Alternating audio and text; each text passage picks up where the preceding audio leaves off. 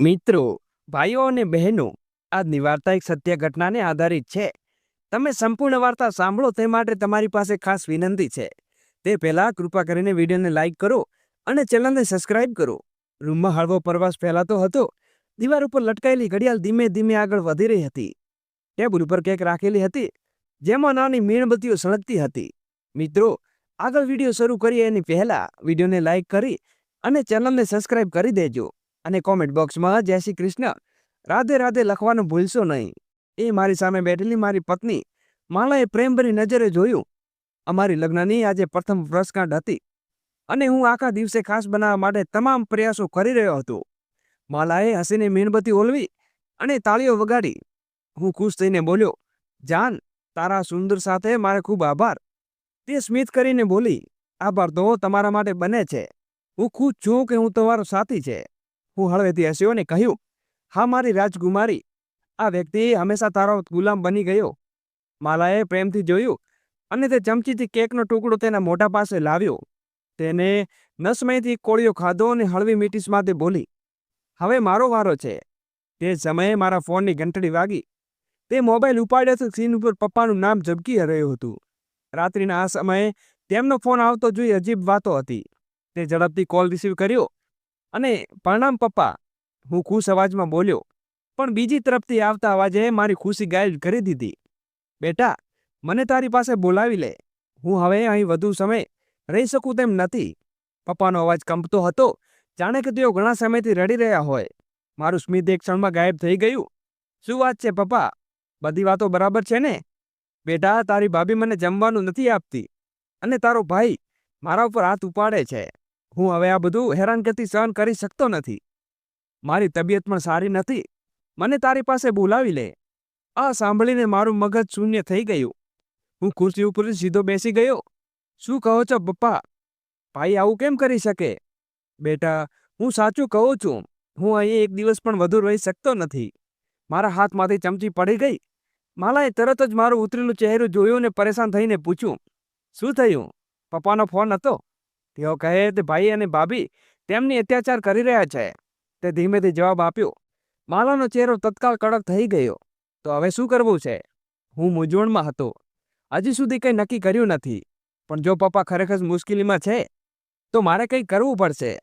માલાએ ઝપટથી મારો ફોન હાથમાં લઈ લીધો અને ગંભીર અવાજમાં બોલી, સંતુલિત રહે રજત. આપણે એક સાથે ખુશી છીએ, શાંતિથી જીવી રહ્યા છીએ. જો તું તારા પપ્પાને અહીં બોલાવી લેશે તો આ બધું બરબાદ થઈ જશે. તેને ખબર નથી કે વૃદ્ધ લોકો કેટલા જિદ્દી હોય છે. પણ તેઓ મારા પપ્પા છે, મેં ભારપૂર્વક કહ્યું. અને હું તારી પત્ની છું. માલાની આંખોમાં ગુસ્સો દેખાતો હતો. પોલીસ નહીં કે આ ઘર કોનું છે? જો તું તારા પપ્પાને અહીં લાવવાનો વિચાર કરતો હશે તો હું આ ઘર છોડી દઈશ. માલાના આ શબ્દો મને અંદરથી તોડી નાખ્યા. મારી એક બાજુ પપ્પા, જેઓ મુશ્કેલીમાં હતા, અને બીજી બાજુ મારી પત્ની, જે વિના હું જીવનની કલ્પના પણ કરી શકતો ન હતો. તારે નિર્ણય લેવો પડશે રજત. માલાએ અવાજમાં સ્મિત હતી, પણ તેના શબ્દોમાં છુપાયેલી ધમકી હું સ્પષ્ટ રીતે સમજી શકતો હતો. મેં ઊંડો શ્વાસ લીધો અને પપ્પાનું બહાનું બનાવીને કહ્યું, પપ્પા, હું અત્યારે શહેરની બહાર છું. મારે પાછો આવીશ ત્યારે તમારી સાથે વાત કરીશ. કોલ બંધ થઈ ગયો, પણ મારા મનમાં વિચારોનું તોફાન ચાલુ રહ્યું. મારે હસવું પડ્યું, કારણ કે મારી ધનિક પત્ની નથી ઈચ્છતી કે તેની પ્રથમ એનિવર્સરી કોઈ પણ રૂકાવટ આવે. મારા જીવનમાં અચાનક મોટો વળાંક આવ્યો. હું એક સામાન્ય કર્મચારી હતો, એક સામાન્ય આસિસ્ટર હતો. મારા સપનાઓ નાના હતા. બસ એક મારી જિંદગી જીવવાની ઈચ્છા હતી. પણ કિસ્મતે મારા માટે કંઈક બીજું જ નક્કી કર્યું હતું. મારી કંપનીના માલિકની દીકરી માલા મને પસંદ કરી. તે ખૂબ જ સુંદર અને ધનવાન હતી. મને પહેલા વિશ્વાસ ન આવ્યો કે અમીર છોકરી મારા જેવી સાધારણ વ્યક્તિ પર મોહ રાખી શકે. પણ જ્યારે તેણે ખુલીને પ્રેમનો ઇનકાર કર્યો ત્યારે હું પણ તેની પ્રેમમાં પડી ગયો. એક જ ક્ષણમાં મારી જિંદગી બદલાઈ ગઈ. હું એક આસિસ્ટન્ટમાંથી ખુરશી પરથી સીધો કંપનીનો ફાઇનાન્સ ડિરેક્ટર બની ગયો. પગાર અનેક ગણો વધી ગયો. માલાએ મને એક નવી ગાડી અને એક શાનદાર ફ્લેટ ભેટ આપ્યો. હું જાણે કે હવામાં ઉડતો હતો. જે લોકો પહેલાં મને અવગણતા હતા તે જ હવે મારી આસપાસ ફરતા. ઓફિસમાં મારો એક રોફ અને દબદબો હતો. બહારની દુનિયામાં હું સફળ વ્યક્તિ હતો, પણ મનમાં મારા પોતાના પિતાને હું શરણ આપી શકતો ન હતો. હું એક સામાન્ય માણસ હતો, પણ અચાનક મારી જિંદગી બદલાઈ ગઈ. જ્યારે માલાએ મને પ્રપોઝ કર્યું, તે ધનવાન કુટુંબમાંથી હતી અને મારા માટે આ લગ્નની કોઈ સપનાથી ઓછા ન હતા. લગ્ન ધામધૂમથી થયા, બધે ખુશીઓથી હતી, પરંતુ એ સમયે સમજાયું ન કે આ ખુશી ટૂંકા સમય માટે જ છે. લગ્નની પહેલી જ રાતે માલાએ મને સ્પષ્ટ કહી દીધું, રજત, મને તારાથી પ્રેમ છે, પણ હું અમારી જિંદગી બીજાને દખલગીરી સહન નહીં કરી શકતી નથી. આપણે અલગ રહીશું અને કોઈને પણ આપણા જીવનમાં દખલ કરવા મંજૂરી નહીં હોય, તારા પિતાને પણ નહીં. મને લાગ્યું કે આ માત્ર પોતાની સ્વતંત્ર જાળવવા રાખવા માંગે છે, પણ સમય જતાં તે વાત મારા માટે કઠોર સત્ય સાબિત થઈ. મારી જિંદગીમાં વધુ માલા નક્કી કરતી હતી.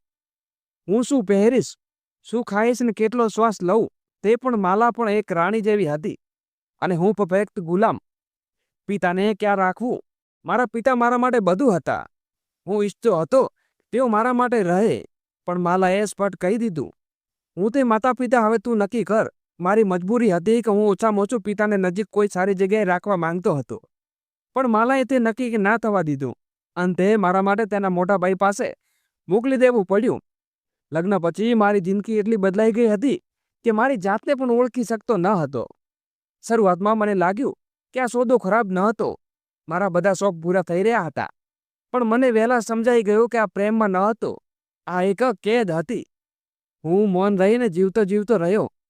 પિતાના પડતે લાચરતા મારા પિતા મને ક્યારે ફોન કરતા, પણ હું વ્યસ્ત હોવાનું બહાનું બનાવતી વાત ટાળી નાખતો. એક દિવસ મેં તેમને ફોન આવ્યો. તેઓ મારા ભાઈ અને ભાભીના વર્તનથી ખૂબ પરેશાન હતા અને મારા પાસે આવવા માંગતા હતા, પણ હું ગૂંચવાઈ ગયો હતો. હું માલાની રજામંદી વિના કંઈ કરી શકતો ન હતો અને હું બહારનું બનાવી દીધું. એક બેકર સંધ્યા 3 દિવસ પછી સાંજે દરવાજા પર જોરદાર ટકોરો થયો. મેં કી હોલમાંથી જોયું ને મારા પગ નીચેથી જમીન સરકી ગઈ. મારા પિતા લશ્કરી ફ્લેટના દરવાજા પર ઊભા હતા. તેમના કપડાં ગંદા હતા, ચહેરો પીળો પડી ગયો હતો અને આંખોમાં લાચારી હતી. બેટા, દરવાજો ખોલ, તેઓ વારંવાર બોલી રહ્યા હતા. હું શ્વાસ પણ ન લઈ શક્યો. મારી સામે મારા પિતા હતા અને તેઓ હંમેશા મજબૂત અને શાંતિપૂર્વક લાગતા, પણ આજે તૂટેલા અને બેસાવા લાગતા હતા. મારે દરવાજો ખોલવાનું હતું, પણ માલા તડપથી મારી પાસે આવી. શું થયું? કોણ છે? તેઓ ઠંડા સ્વરમાં પૂછ્યું. પિતાજી. મારો અવાજ ફસાઈ ગયો. એ અહીં કેમ આવ્યા છે? રજત. તેના અવાજમાં બરફ જેવી ઠંડક હતી. માલા, તે મારા પિતા છે. તેઓ ક્યાં જશે? જ્યાંથી આવ્યા છે ત્યાં પાછા ચાલ્યા જાય. તેણે કડક જવાબ આપ્યો. તારા ભાઈ અને ભાભી તેની સંભાળ રાખી શકે છે. તું દર મહિને તેને પૈસા મોકલે છે ને, એટલું પૂરતું છે. મારા અંતરાત્મામાં યુદ્ધ લાચાર હતો. મારા હાથ કંપાઈ ગયા. એક તરફ પિતા ઊભા હતા, જેણે મારી ખુશીઓ માટે પોતાની દરેક ઈચ્છા કુરબાન કરી હતી, અને બીજી તરફ મારી પત્ની, જેના મારી મરજીથી પછી છીનવી લીધી હતી. રાત પડી ગઈ હતી. મારા પિતા હજુ પણ બહાર વરસાદમાં ભીંજાઈ રહ્યા હતા. દિવાલને સહારો લઈને બેઠા હતા. મારે દરવાજો ખોલવાનો હતો, પણ હું માલાની ભયના કારણે બેસહાય રહ્યો. આ એ જ પિતા હતા જેણે બાળપણમાં મને રાતભર ઊંઘ આવતી ન હતી ત્યારે પોતાની છાતી ઉપર સુવડાવતા હતા, પણ આજે હું વરસાદમાં ભીંજતા જોઈ રહ્યો હતો. મારા પિતા, જેણે મારી પોતાની બધું સમર્પણ કરી દીધું, આજે મારે તેમને બેસાય અને લાચાર બહાર છોડવું પડ્યું. મારું હૃદય ધબકતું રહ્યું. હું બારી તરફ આગળ ગયો અને બહાર ડોકિયું કર્યું. પિતાજી હજુ ત્યાં જ તે દિવાલના સહારે બેઠા હતા. વરસાદથી તેમના કંપડા સંપૂર્ણપણે ભીંજાઈ ગયા હતા. શરીર ધ્રુજી રહ્યું હતું અને માથું નમેલું હતું. મારા હૃદયમાં કંઈક તૂટવા લાગ્યું. હવે મારે રાહ જોવી શક્ય ન હતી. હું ઝડપથી દરવાજો તરફ દોડ્યો. તે ખોલીને પિતાને અંદર લાવવા પણ મને તત્કાળ ગુસ્સો આવ્યો, જ્યારે ખબર પડી કે માલાએ સૂતા પહેલા દરવાજાને તાળું મારી દીધું હતું. માલા, તું તેને ઊંઘમાંથી જોરથી જગાડતો બોલ્યો. તેણે ગુસ્સાથી ચીડાઈને કહ્યું. શું થયું રજત? સુવા દે ને. ચાવી આપ, મેં કડક સ્વરમાં કહ્યું. તેણીએ મારી તરફ આચાર્યથી જોયું ને પછી હસીને, જાણે હું કોઈ નાદાન બાળક હોઉં તું મજાક કરી રહ્યો છે. રજત, મજાક નથી, ચાવી આપ તરત. કહી નહીં, તેને બંડલ અવાજે બોલીને ઓશિકાને નીચે હાથ નાખી. આ ઘર તારા પિતા માટે નથી. સવાર સુધી તેઓ જઈ જશે. ચિંતા ન કર. હવે મારી સહનશક્તિ પર હદ પાર થઈ ગઈ છે. મેં તરત જ ઓશિકા નીચે હાથ નાખ્યો, પણ માલાએ મારા હાથને પકડી રોકી દીધો. રજત, આવું ના કર. મને ચાવી આપ, નહીંતર મારાથી ખરાબ કોઈ નહીં હોય. મારા ગુસ્સાથી ડરીને પણ તે હચમચી ન હતી. તેણે ચાવી પોતાની મુઠ્ઠીમાં દબાવી લીધી આ ચાવી નહીં મળે રજત. હવે મારું લોહી ઉકળવા લાગ્યું છે. મેં તેની કલાઈ પકડીને જોરથી ઝટકો માર્યો. આહા! તે ચીસ પાડી. ચાવી પલંગ નીચેથી નીચે પડી ગઈ. હું ઝડપથી ચાવી ઉપાડીને દરવાજા તરફ દોડ્યો. રજત, રોકાઈ જા. હું કહું છું, રોકાઈ જા. માલા ચીસો પાડતી રહી, પણ હવે કંઈ પણ કરવાની પરવા ન હતી. મારા હાથ ધબકતા હતા. કામતા હાથે મેં ચાવી તાળામાં નાખીને ફેરવી. ક્લિક, તાળું ખુલી ગયું. હું ઝડપથી દરવાજો ખોલીને બહાર દોડ્યો, પણ જેવું હું એક પણ બહાર મૂક્યો તો મારા શ્વાસ ગળામાં અટકી ગયા. પિતાજી જમીન ઉપર બેભાન પડ્યા હતા. તેની આંખો બંધ હતી. શરીર સંપૂર્ણપણે ભીંજાયેલું હતું. ચહેરો સફેદી પડી ગયો હતો. પિતાજી! હું ચીસ પાડી ઉઠ્યો. તેમની પાસે દોડી ગયો અને તેમનું ચહેરું મારા હાથમાં પકડી લીધું. પિતાજી, આંખો ખોલો. કોઈ જવાબ ના આવ્યો. ભગવાન માટે કંઈક બોલ્યો. મારો અવાજ લથડ્યો, પણ પિતાજી શાંત હતા. વરસાદમાં વધુ તેજ થઈ ગયો હતો. મારું હૃદય ધધબતું રહ્યું. કામતા હાથે મારા પિતાજીની નાડી તપાસી, પણ કંઈક અહેસાસ થયો નહીં. મારું દિલ ડૂબવા લાગ્યું હતું. હું તેમની છાતી પર કાન મૂક્યું. કોઈ ધબકારો સંભળાયો નહીં. હું મારી જાતે બોલવા લાગ્યો. માલા દરવાજા પર ઊભી હતી. તારા આ કારણે થયું છે, હું માલા ગર્જના કરી. તે શાંતિ રહીને હું ફક્ત તેને રોકી શકી રહ્યો. તે ઠંડા અવાજમાં બોલી, તારા પિતાએ પોતે નક્કી કર્યું કે દરવાજો બંધ રહેશે. મારું હૃદય તૂટી ગયું. મારા પિતા તેને બાળપણમાં મોકલા હાથે બેસાડે જતા. આજે હું તેને વરસાદમાં ભીંજાતા છોડ્યો હતો. હવે તો વરસાદ પણ બંધ થઈ ગયો હતો, પણ મારા અંતરમાં એક ભયંકર તોફાન ચાલી રહ્યું હતું. પિતાજીના નિર્જીવ શરીરને જોઈ મારી આંખોમાંથી આંસુ વહેવા લાગ્યા. બેટા, મને તારી પાસે બોલાવી લેજે. તેમની છેલ્લી વાતો મારા કાનમાં ગુંજી રહી હતી, પણ હું તેમને નહીં બોલાવ્યા. હવે તેઓ હંમેશા માટે મને છોડીને ગયા હતા. હું બેસી ગયો, પિતાને હલાવતા લાગ્યો, જાણે કે હજી કોઈ ચમત્કારની આશા રાખી રહ્યો હું. ત્યાં પડોશીઓએ મારી મદદ કરી અને તેમણે તરત જ હોસ્પિટલે લઈ ગયા. મારું મગજ શૂન્ય હતું.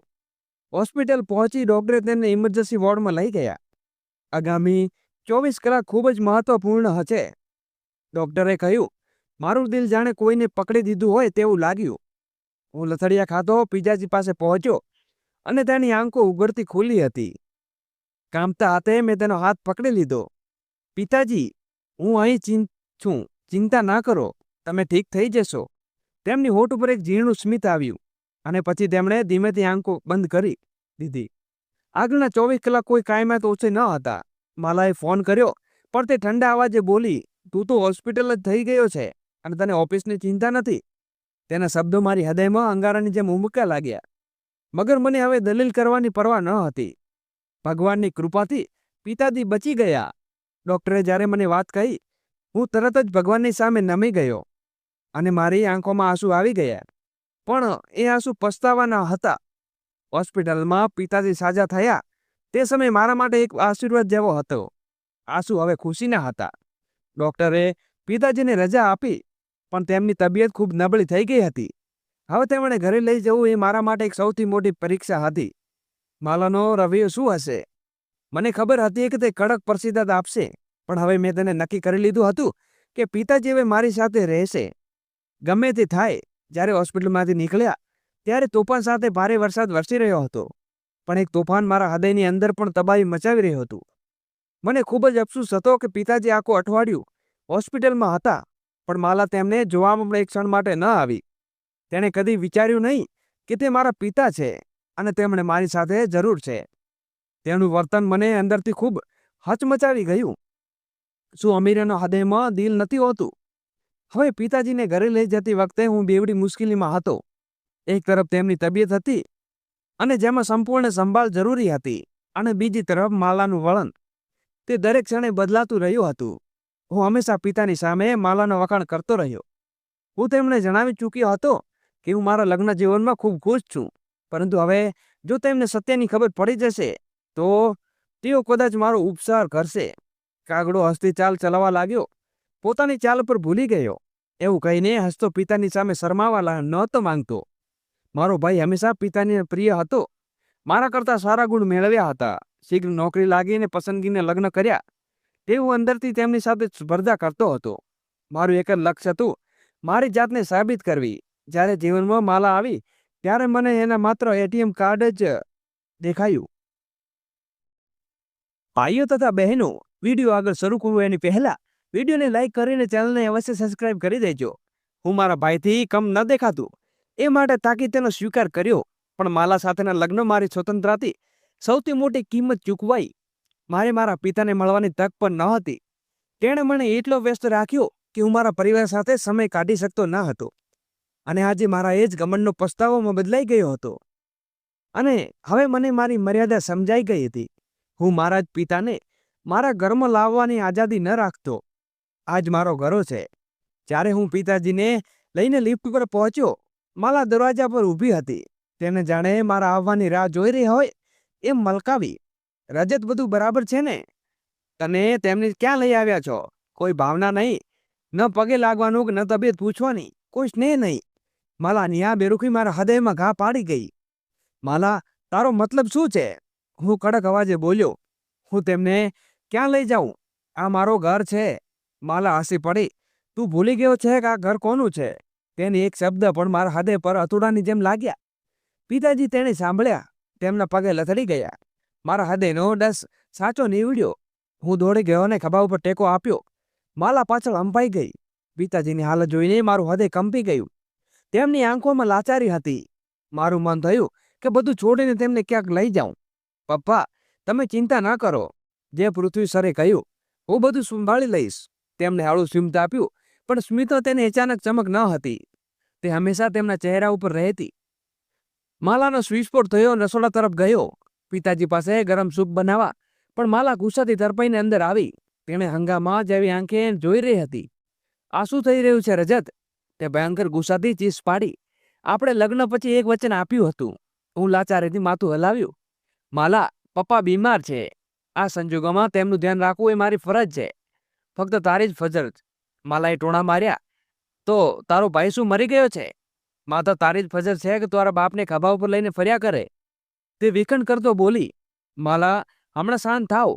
પપ્પા ઠીક થઈ જશે ત્યારે પાછા મોકલી દઈશ. મારે શાંતિ નહીં જોઈએ. હું તારા પિતાને અહીં નહીં સહન કરું. જે મારો હાથ પકડીને ચાલવા લાગી. માલા, આ દખલગીરી નથી, આ મારી ફરજ છે. ફરજ? ચીસ પાડી. તો મારા લગ્નની ફરજ શું હતી? તારા દયા શું હતી? હું ચૂપ થઈ ગયો ને માલા ગુસ્સાથી ધગધગતી રહી. હું તારા પિતાને એક મિનિટ માટે પણ અહીંયા ઘરમાં નહીં રહેવા દઉં. હવે હું ભયમાં નહોતો, હું ક્રોધમાં હતો. માલા, મારા પિતાજી અહીં રહેશે તો આ મારો ઘર છે. તે હસીને બોલી. પણ તું ભૂલી ગયો છે કે તારા નામે આ ઘરો નથી. હવે તું પોતે નક્કી કર કે તારા પિતા કે તું કોણ. બહાર જઈ જશે. હું પિતાની તરફ વળ્યો ને તેની આંખોમાં દુઃખ અને અપેક્ષા બંને હતા. હવે મારા માટે નિર્ણય લેવો સરળ હતો. પપ્પા, આપણે અહીંથી જઈએ. માલા હસી પડી. તો આખું બરબાદ થઈ જશે. પણ આજ સુધી તેમણે બરબાદ થયું હતું. તે હવે સુધારવા માંગતો હતો. મારા પિતાની સાથે હું હમણાં જ આ દેખાવમાંથી કેદ મુક્ત થઈ રહ્યો છું. માલા ભગવાન માટે ધીમી બોલી. પિતાજી સાંભળી લેશે તો શું વિચારશે? તેણે શાંત કરવાનો પ્રયત્ન કર્યો.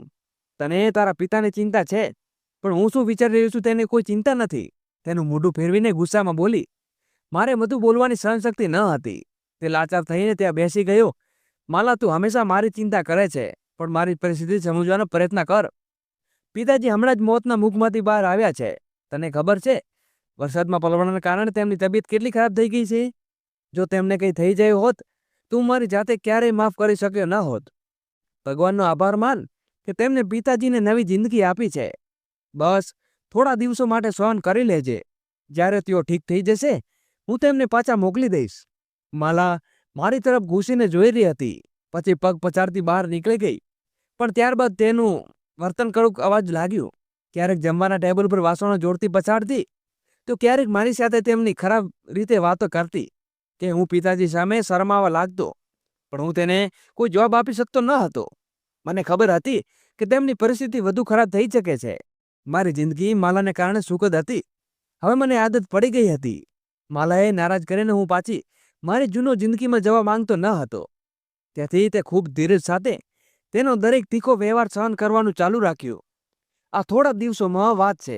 હું મારી જાતને સમજાવતો, જ્યારે પિતાની સંપૂર્ણપણે ઠીક થઈ જશે, હું તેમને કોઈ પણ રીતે ભાઈના ઘરે પાછા મોકલી દઈશ. પછી મારા ભાઈ અને માલા વચ્ચે બધું પહેલાની જેમ થઈ જશે. હું સંપૂર્ણપણે પિતાની દેખભાળ પર ધ્યાન કેન્દ્રિત કર્યું. તેમની તબિયતમાં સુધારો આવવા લાગ્યો. જેમ જેમ પિતાજી સ્વસ્થ થતા ગયા, તેમ તેમ તે માલાનો મારો દબાણ વધારવાનું શરૂ કર્યું. હવે તો મારા પિતાની તબિયત સારી થઈ ગઈ છે. તું તારા ભાઈને કેમ નથી કહેતો કે આવીને તેમને લઈ જાય? તેણે તીખા અવાજમાં બોલી. માલા ત્યાંથી આવ્યો હતો. તેમને ખ્યાલ હતો કે પિતાજી આવ્યા પછી એકવાર ફોન કરીને તેમની તબિયત લેત. જ્યાં સુધી પિતાજી સંપૂર્ણપણે ઠીક નહીં થાય, હું તેમને એક નર્કમાં પાછા કેવી રીતે મોકલી શકું? તો શું બધી ફરજદારી જ છે? તે ગુસ્સાથી બોલી. આખરે તારો ભાઈ ક્યાં વિચાર છે કે તેને પોતાના પિતાને અહીં લાવી જાય છે? તે દરરોજ મને વાંધો નહીં લાગી, જાણે મારી ધીરજ કસોટી લઈ રહી હોય. આખરે એક દિવસ કંટાળીને મેં મારા ભાઈને ફોન કર્યો. ભાઈ, મને ભાભીનો અસલી ઈરાદો બીજે દિવસે મારો ભાઈ અને ભાભી આવ્યા. મને થોડી રાહત થઈ, પણ ભાભીનો અંદાજ જોઈને તરત જ સમજાઈ ગયો કે તે પિતાજીને લઈ જવા તૈયાર નથી. ભાઈ શાંત હતો, પણ માલાના ચહેરા ઉપર ગુસ્સાની રેખા સ્પષ્ટ દેખાતી હતી. હું ભાઈ સાથે ખાવા પીવાની વ્યવસ્થા કરવા જતો હતો, પણ માલાએ ફક્ત ચા અને બિસ્કિટ મૂકી દીધા. દોસ્તો, હું શાંત રહ્યો. ભાઈ ભાભી એકબીજાની વાત કરતા રહ્યા હતા. ત્યારે જ માલાએ મને ટોણો માર્યો. ખરેખર તમે પિતાજીને લેવા આવ્યા છો કે ફક્ત ખબર લેવા? ભાભી માલા ઉપર કરતા 2 પગલું આગળ નીકળી. તારો મતલબ શું છે? તેણી ઝડપથી બોલી. માલા હસીને બોલી. મતલબ સ્પષ્ટ છે. તમે પિતાજીને અહીં છોડી દીધા અને અમારામાં તમારું જીવન જીવવા લાગ્યા. પણ અમારું પણ એક જીવન છે. ભાભીનો સ્વર વધુ તીવ્ર થયો. અમે ક્યારે નહોતું કહ્યું કે પિતાજી તમારી સાથે રાખો. માલા તરપીને બોલી. અમને પણ નહોતું રાખવું. તેઓ પોતે આવ્યા છે. જો આવી ગયા છે તો પછી સેવા તમે લોકો પણ કરી લો. શું ખરાબી છે? અમે પણ તેમની સેવા કરી છે. હોસ્પિટલના બધા બિલ અમે જ ભર્યા છે અને લાખોમાં ગયા છે. તમે લોકો 1 રૂપિયો પણ ખર્ચ્યો નથી. બધું મારી કંપનીએ ચૂકવ્યું છે. માલા તીખા અવાજમાં બોલી. જો મારી કંપનીએ ચૂકવ્યું છે તો એમાં તમે શું કરી શકીએ? ભાભીએ ઠંડા સ્વરમાં જવાબ આપ્યો. જ્યાં સુધી પિતાજી અમારા ઘરમાં હતા, અમે પણ તેમની સારવાર પર ખર્ચ ઉઠાવ્યો છે. પણ અમે ક્યારે તારા જેવો આવી બતાવ્યું નહીં. કમલ છે, થોડા પૈસા શું ખર્ચ્યા, તરત જ બતાવતી બેસી ગયા. માલાએ ટોણા માર્યા. ભાભી ઠંડા અવાજે બોલી. હું જવાની નથી રહી. માત્ર એટલું કહી રહી છું કે હવે પણ તમારી જવાબદારી નિભાવો. તમે ઘરમાં જ રહો. તમારો ફક્ત તેમને ધ્યાન રાખવું છે. અમને તો રોજ ઓફિસ જવું પડે છે. આ વાત સાંભળીને ભાભી ગુસ્સાથી બોલી. દોસ્તો, પિતાજી હજી પણ બીમાર છે. હવે શું કરવું? હું વાતો સાંભળી રહ્યો હતો, પણ મારા મગજમાં એક જ વિચાર આવી રહ્યો હતો. આવો કેટલા વર્ષ સુધી ચાલશે? હું અને મારા પિતાજી નપાચા લોકો વચ્ચે ફરી મોકલી દઉં. માલા એક તરફ, ભાઈ ભાભીની બીજી તરફ, બહુ વચ્ચે હું. અને નક્કી કર્યું કે શું પડશે. મારા પિતાને નર્કમાં પાછા મોકલી દઉં અથવા તો મારા પિતાને સાચું પ્રેમ અને માન આપું. હવે મારી પાસે ફક્ત એક જ રસ્તો હતો. માલા ઉગ્ર સ્વરમાં બોલી. શું હવે રજત બધાની જવાબદારી ઉપાડશે? માલાની આ વાત સાંભળીને મારી ધીરજ હદ પૂરી થઈ ગઈ.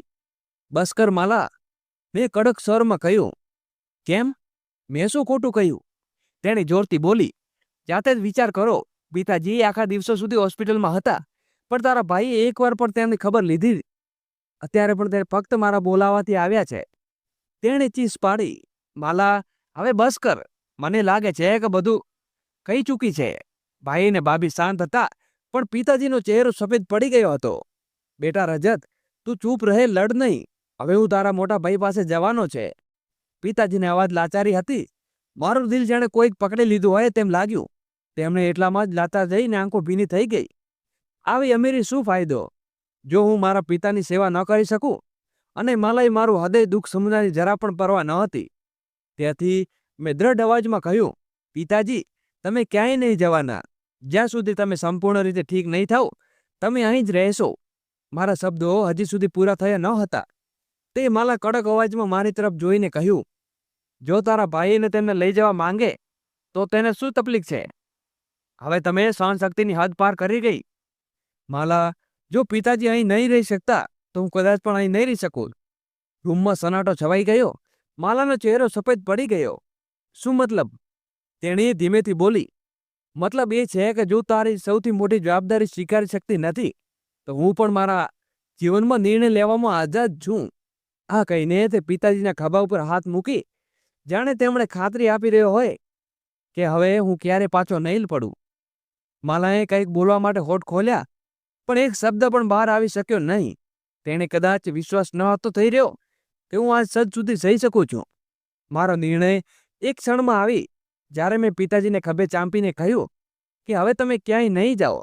ડ્રોઈંગ રૂમમાં બેઠેલા બધા લોકો જાણે શ્વાસ લેવાનું પણ ભૂલી ગયા હતા. માલાનો ચહેરો અચંબિત લાગતો હતો. તેણે કદાચ વિશ્વાસ નહોતો કે તેનો ગુનામનો પતિ કદી આમ તેની સામે ઊભો રહી શકે. માલા ગુસ્સાથી ઉઠીને રૂમમાં ચાલી ગઈ.